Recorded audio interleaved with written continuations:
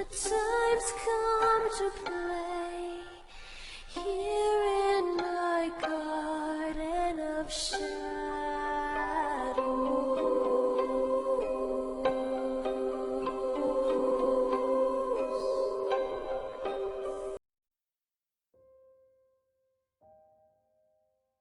Hello, I'm Runia, aka Media Adaptation. Welcome back to Moderation while Media Trade Game. And it's Wednesday, so that means it's time for more webcomics. And today we're going to take a look back and talk about Apocalyptic Horseplay by Boardman. Link to the playlist will be up in the card as well as in the inslate. Last time we looked at this, it was back in Halloween. And due to how the chapters are structured, each one could take 1 to 2 hours.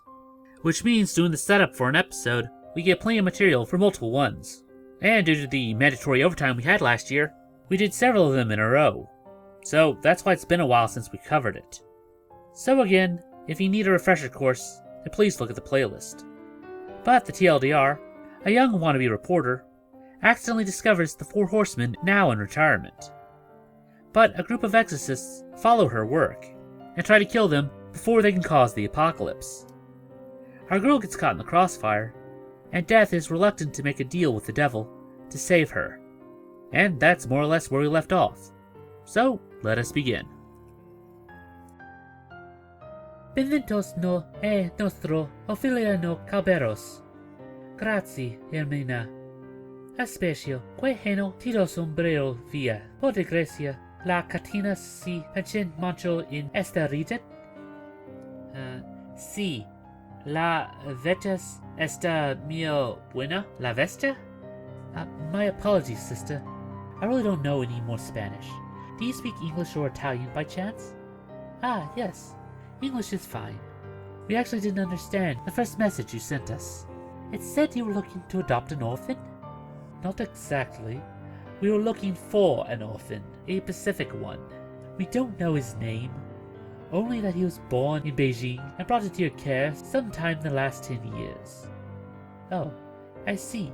Is one of you the father? No, and that's very much the point. This child has no father. Orphans rarely do. This is not an ordinary orphan, sister. Her mother was only an infant who did not survive his birth. Our order and many others have been looking for her prodigy ever since. But it appears someone has gone through great lengths to keep his identity and whereabouts a secret. A secret? Why on earth would this orphan would be of interest to you? Is he here, then? Can you take us to him? I'm sorry, gentlemen, but I will do no such thing unless you assure me that you have no intention of harming this child. Sister, you must understand. We have reasons to believe that this child was spawned by the adversary. Have there been any signs since his arrival? Any strange phenomenon? If he is who we think he is, his abilities should have manifested themselves by now. No. I don't believe. Please take us to him. We only wish to assess the boy's nature. And if he really is human, no harm will come to him. You have my word. Very well. Excuse me, but where are the children? Shouldn't we have seen them by now? Not at this hour. They've all gathered for supper in the Commodore, the dining room. Is that where we're going? Heavens, no. I don't wish to make a scene. I'm taking you straight to the child's room. You will wait for me there. Do all your orphans have their own room?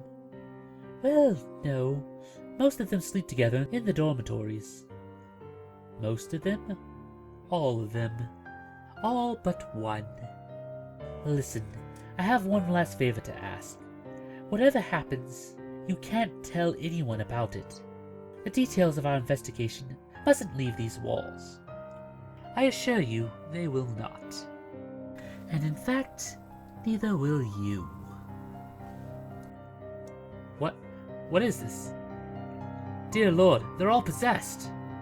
Children, sister, please, you must resist him. Whichever one it is, you can't allow this boy to take over your soul. You are mistaken, exorcist. The children are already long gone. And I never said it was a boy. Angie, you in there? Huh? Hey Beth, what's up? I thought I heard you come home this morning. So how'd it go yesterday? It's, good? It went good. But listen, I don't feel brilliant today. I think I'm going to stay in. Sure thing, love. You want something to eat? I saved some roast beef from yesterday. Oh, no thanks, I'm good. Hey, I want some roast beef. Shh, quiet! Oi, who was that? Oh dear God, do you have a guy in there? Is that why you came home late? Well, color me gobsmacked. Old Scribbler finally got a date. Beth, wait, it's not like that. Say no more, gal pal. I'm not big on labels either. Don't worry, I'm off to work anyway. I'll get out of your hair. And you can tell Mr. Secrets, if he wants some grub, he's welcome to it. So long as he does the washing up. Oh, and in case you need any, kitchen gloves, they're in the box by my nightstand. Betty, please stop talking! Stay safe. Bye-bye. Who was that? Betty. She's my flatmate. But you already know that, don't you? Yes, I did. Her real name is Elizabeth. She's 27 years old. Fine, my turn asking questions then. What the bloody hell happened yesterday? This is the second time I woke up surrounded by you lot after a near-death experience. This is no longer your concern, Angela. The threat has been averted, and as soon as we're through with our new arrangement, we'll be moving on. Beg your pardon, but it's still very much my concern. These men saw me. That crazy witch tried to fry my brains out. Like it or not, I'm part of this now. They might come after you through me. Which is why we'll be making the new arrangement. Yeah? And how long will that take? I'm sorry, but I don't think I can hide you guys here for much longer before Betty realizes something's up. Say, is your friend some kind of germaphobe? What? Why? I don't know. I just think it's strange for someone to keep kitchen gloves in their nightstand. A controlled infection? Indeed. As I said, Dr. Belsing had this theory that only diseased individuals were capable of perceiving. Yes, that part of your report was quite enlightening, but we were somewhat unable to determine the precise nature of this particular infection. Oh, I see. It was, professional. Yes, I'm sure it was. But more specifically, how did he... With all due respect, High Chancellor, I don't think this aspect of the incident is relevant at the moment. Let's circle back to the matter at hand, shall we? Your report stated, as a result of said infection, you and Dr. Belsing witnessed the apparition of a small green-skinned creature you believed to be one of the horsemen. Soon after, you were both possessed by a violent frenzy and attacked each other, only to be mysteriously cured of it at the crack of dawn. Is that correct? Essentially, yes. Then let me ask you this. Have either of you considered the possibility you were simply feverish, or dare I say, inebriated? After all, you did begin this investigation at the local pub. Naturally, the thought later crossed our minds, Chancellor. But when I took it upon myself to have our specialists examine this weapon I was so conveniently provided during our struggle, they made a significant discovery. This particular sword is known as Kobesh. It is an actual relic, which may have belonged to Tumas III, one of the most aggressive conquerors in ancient Egypt. We believe that this may have been part of the horseman's memorabilia, especially the... I'm sorry, Father Matthews, but we must adjourn this hearing. I just got word that 3 of our agents in Spain are now reported missing. Please, you must allow us to dispatch forces in Breakshire. We need to follow the trail of these monsters before they scatter out of reach. I'm afraid that won't be possible. Most of our agents have already been assigned to the search of the child. In the absence of substantial evidence, the Council cannot afford to dispatch further resources in your case. But what about the pathogen containment units? Yes, and the books. There are so many books, some of them thousands of years old. A few oddities and collector's items are not going to change my decision, gentlemen, until you provide us with concrete proof of ongoing supernatural activity I'm afraid you'll have to make do with the resources you've already been provided. Wait, hold on. Master Azam, I understand several of your agents were involved in this investigation.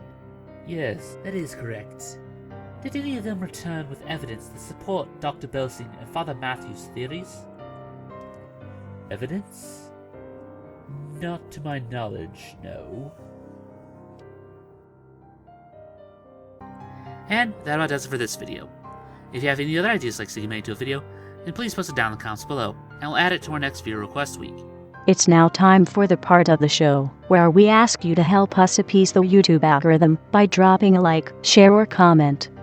It helps out much more than you'd think. And if you haven't subscribed yet, then it's very much appreciated. And if you'd like to support this channel, then please visit our Patreon. Link will be down in the description below. Even if you can't give a lot, every little bit helps. Oh, we also started up a Let's Play channel. So if you want to see us try out some horror games, then feel free to stop on by. Link will be in the card as well as in the description. And I guess I'll see you in the next one. Anyway, I'm Runya. And I'm Ada. Remind you to take life in moderation. Weep not, poor children, for life is this way.